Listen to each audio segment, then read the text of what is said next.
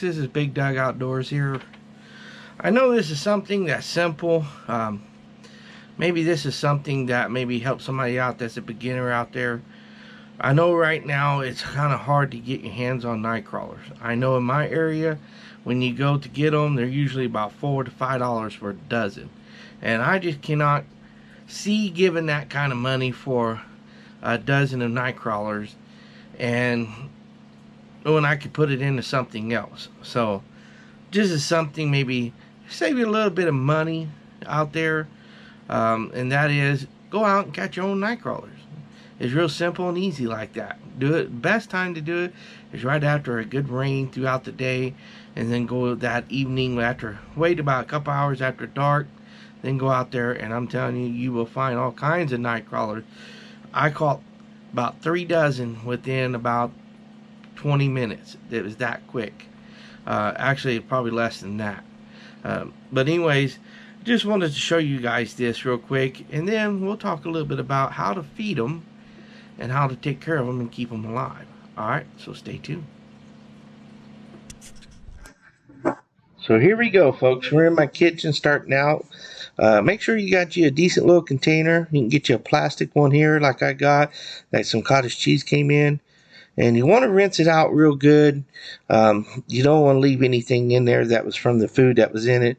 And you don't want to use any soaps or anything either, because it can contaminate the dirt that you put in there for the worms. So right here I'm just showing you to poke some holes in there. You can use a fork, a knife, whatever you prefer to use, because the worms have to breathe, folks. So right here, I was standing by my boat, looked down, and there were some worms, so I just started from there, as you can see there. And try to keep as much grass and leaves out of there as well, because sometimes after rain, grass and leaves will hold moist. And so, especially in the summertime, it really seems like to be even worse. And that's not good when you put it in your refrigerator.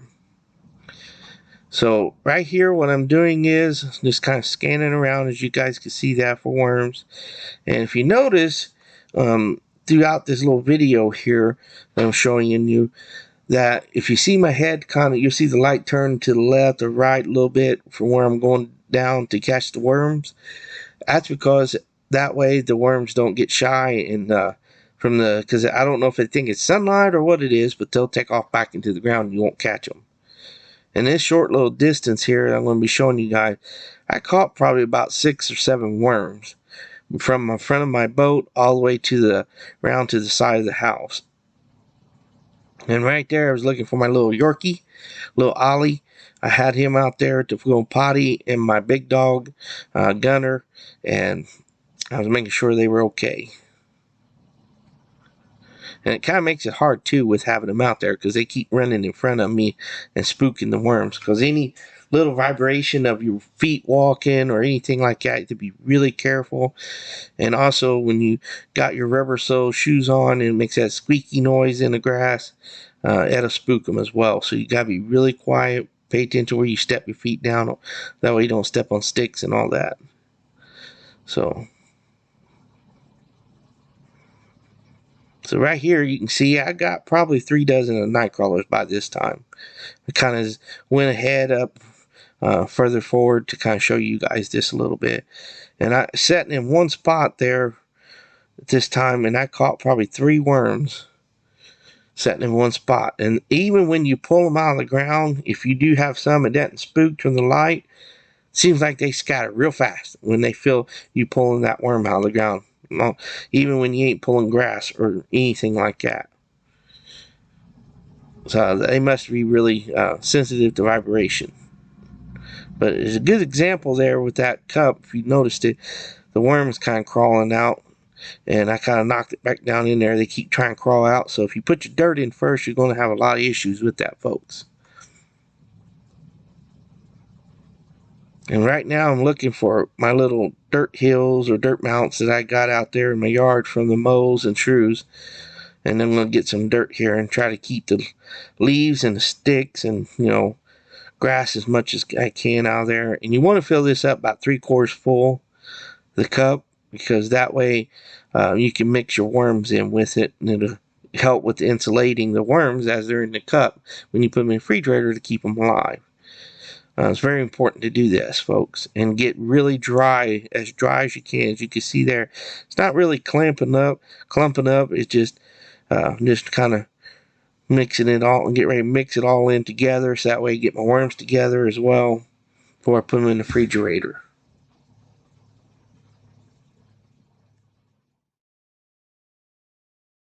So there you go, folks. As you've seen in my video, I did catch quite a bit of night crawlers. I think it caught around 3 dozen, which is plenty enough. I mean, there's going to be more rainy days to go and catch some night crawlers and stuff.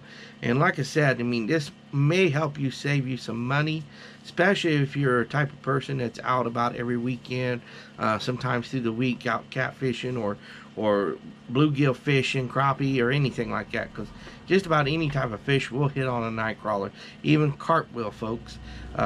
I know that sounds weird, but they will hit on night crawlers. Carps will. But anyways, I just wanted to give you guys that little video there, and also tell you a little bit about how to take care of them, how I do it here at home.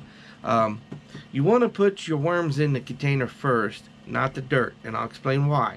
If you put your dirt in first, what will happen is every time you catch your night crawlers, you'll put your night crawlers in there, and then the night crawlers are actually set on top of the dirt, and you'll constantly catching them falling out on you and all that work that you did to catch them things bending over, especially like an old man like me.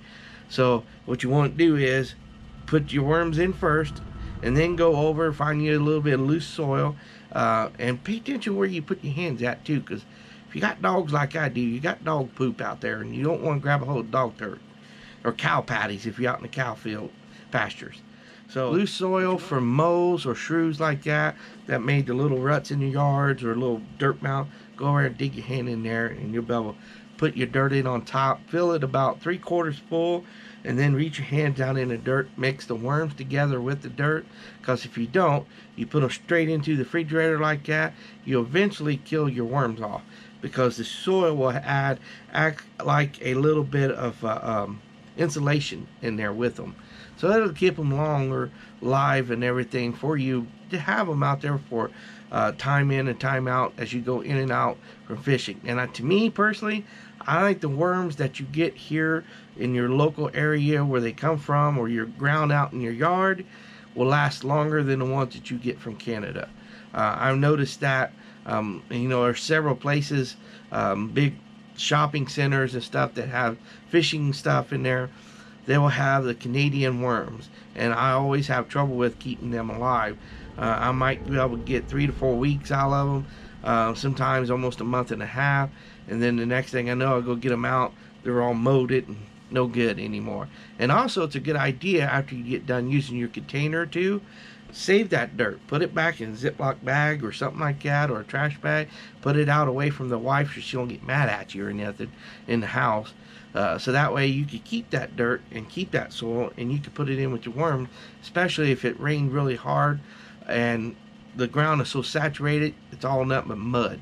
That is the worst thing to do too, because if you put wet soil, severely wet soil in there, the soil will freeze and kill your worms.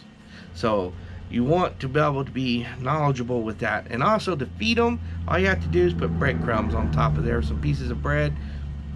They love eating that for some reason. I know out of the fields and stuff from the farmers, they'll eat that stuff as well that hits the ground, and that's where they get their food at a lot of time. So with that being said, just want to thank you guys for watching my YouTube. Thank you for the ones subscribed to it. If you haven't, please do so, and tell a friend, family, and neighbor about it as well. I surely would appreciate it, folks. Like I always say, God bless and good luck to you upcoming hunting, fishing, camping here in 2021. We'll catch you guys till next time.